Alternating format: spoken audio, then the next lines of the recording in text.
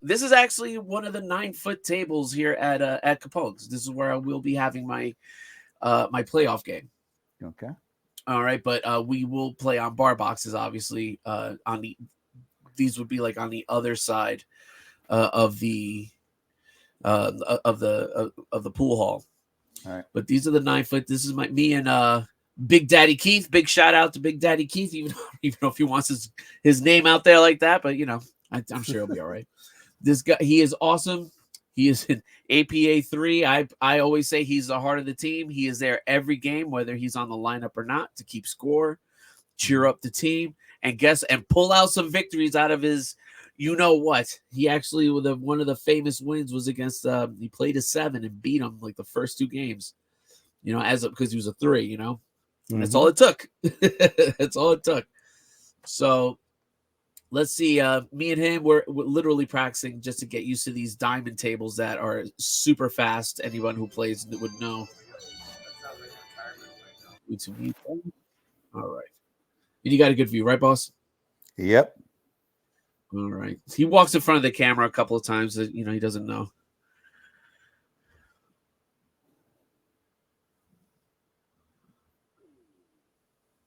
All right.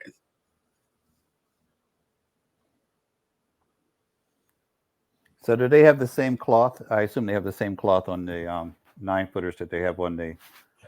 Yes. Okay. Absolutely. So they look like gold crowns. So these Brunswicks are some of my favorite tables. Yeah, same here. Well, I mean, they take very much getting used to, especially after playing on shitty tables, or shittier tables. Yeah. Gold crowns, well, I don't know. Maybe because when I grew up playing, but I kind of prefer gold crown tables to diamond tables. It's probably a psychological thing. So yeah, right. Hey. I mean, right now, one of my pool halls is full of gold crown tables, and the other one is full of diamond tables. Full diamonds.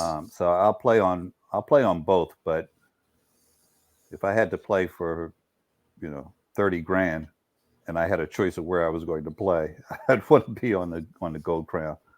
Yeah, that's just my personal thing.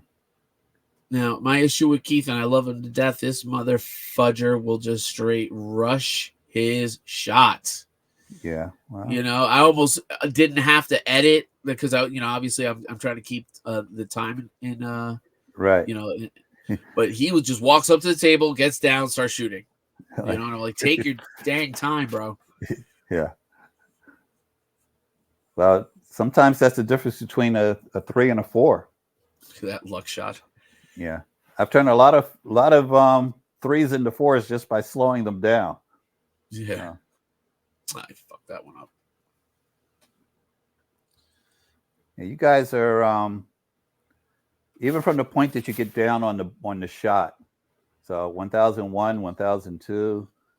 So I probably mentioned this before on your channel.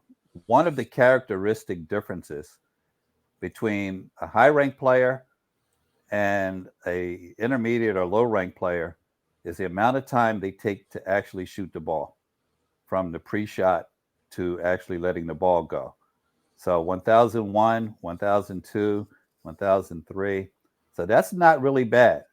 But a pro player might take anywhere from 2 to 3 seconds more. Okay. Right?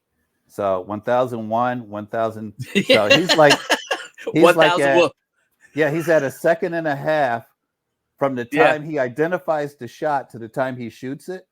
Yeah. I'm holding the cue. Now, you might not notice this on the channel because I don't shoot as slow when I'm making a video for YouTube because, like I said, it would be very tedious watching me.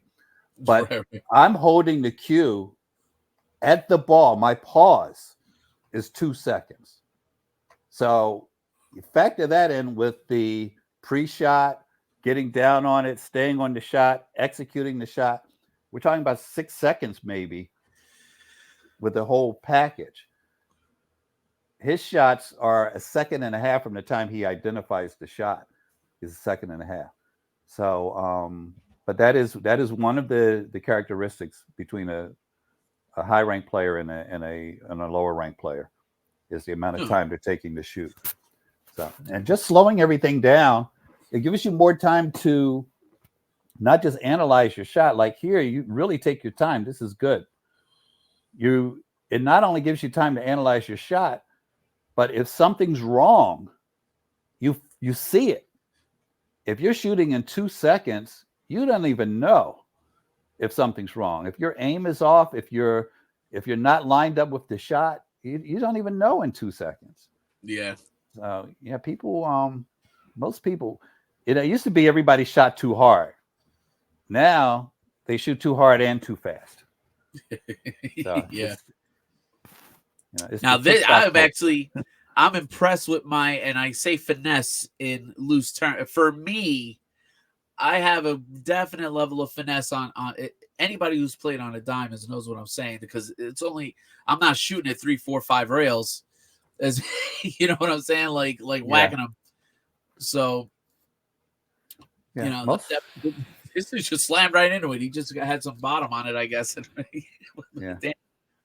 Most players shoot too hard, but yeah, too fast is just as bad, and they are different things.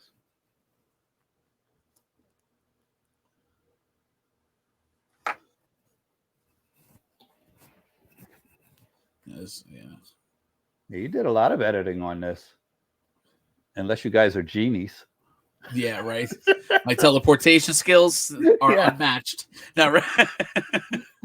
If you're genies, I would think you'd make more shots. Yeah, right. Yeah, right. We can't wish ourselves. We can't wish for our own shit. Well, yeah, you used your 3 wishes up on the break. Yeah, yeah, right. Shit. Let's see. But yeah, like this. Yeah, this is one of his. This is our first game, so he's. I guess we're. Yeah. I guess there's 2 types of warm ups: the people who are great on their warm up, people who suck at the warm up, and then get better eventually. And there's another thing that's going on here, which I talk about a lot, is his his style is kind of imprinting on you. He's moving too rapidly, which will force you to move too rapidly. Yeah, it happens. I see it all the time, and it doesn't just happen in pool. It happens in a lot of other things. People, their opponent is moving 10 miles an hour, so they start moving at 10 miles an hour. And if you would have thought this out, this is a clear safety. Am I right? He should have played a safety there, and he set me up right on the 8, not thinking it out. Well, I don't know if the safety would have helped him, because even if he got ball in hand, he's got to run out at that point. So, is he going to run that rat? No, probably not. Probably not. But damn. All right. So, anything else on that specific rack? No. I would just say both of you slow down. Him a lot more than you, and you're going to make more balls. You did kind of mention the whole warm up thing. People really have to work really hard at not needing warm up time. It's just everybody says, "Oh, I got to warm up. I haven't warmed up yet. Warm up. That's all I hear." For the most part, it's an excuse. Okay. But you really have to practice getting out of the blocks quicker. Okay. Really, if you think about it, we've kind of programmed ourselves to think we need to warm up, and as a result, we need to warm up. There's nothing about this game that requires tremendous amounts of warm up. You can either shoot straight or you can't. Right? Right. You're not going to learn anything in those first 10 shots that you didn't already know. And I've put so much emphasis on it myself that very often my first 2 racks of a practice session are my best. Just flat out, because like I said, I put a lot of emphasis on it. Right. What I call cold zero. I might have made a video called Cold Zero, which is in just, putting the pressure on yourself to come out of the blocks quick. And it'll give you an advantage over everybody who psychologically thinks they need to warm up. So Interesting. that's my spin on it. That said, most pros are going to try to warm up on a practice table before they actually play, but you don't always get that. You don't always get it, especially in the league. If you only have one table or whatever the case. And you don't necessarily need it. I guess that's what you're saying. You don't really need it. I think that people need it. Well, I think there's two things that people really need. Right. They need to warm up psychologically. Okay. Right. They're accustomed to it, and they need to warm up. So that and we do it in so many sports. Tennis players, they're hitting balls before their match. Basketball players just have shooting around. Just overdone warm up. Okay. As a season ticket holder back in the day, I was at a 76ers practice, and everybody warmed up and stretched and all of this. And one of just a superstar player came in after everybody warmed up, literally put on his sneakers on the court and just ran all over everybody. And I'm like, Iverson? No, actually, it was before. It was back. It was before Iverson. Oh, okay. It was back. Yeah, it was actually Irving. It was Julius Irving. That's how far. Julius Irving. Oh, okay, okay. How long ago it was? Mark Ivoroni and Lloyd Free, and before he was Worldby Free, all those guys were on the team. That's how old I am. That's how long ago it was. And but yeah, Doc just walked in late and just took over the court. Just literally put his sneakers on there. And I see it in street ball too. A lot of really good street ball players that would just show up, put their sneakers on, come in flip flops or something, silly. And so I this is all to say, I don't think warm up is a bad thing, but if you don't get to warm up, you can't psych yourself into thinking, oh, I didn't get to warm up, so I'm going to suck. You got to convince yourself. Like I said, my best racks are very often my first two that I play. Man, it's funny you say that. I kind of feel the same. I'm like, damn, if I warmed up, actually, I want to say maybe like a month or two ago. Remember I told you I had my 8-ball run out? Mm-hmm. I'm all texting you first, and then all my other buddies, I did a break and run, right? And, all excited.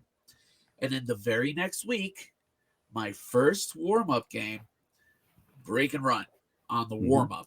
And then I think I lost that game, like that league match. Right. You know what I mean? So I was like, oh, yeah, there's definitely truth to what you're saying. Oh, yeah, no, I don't make this shit up.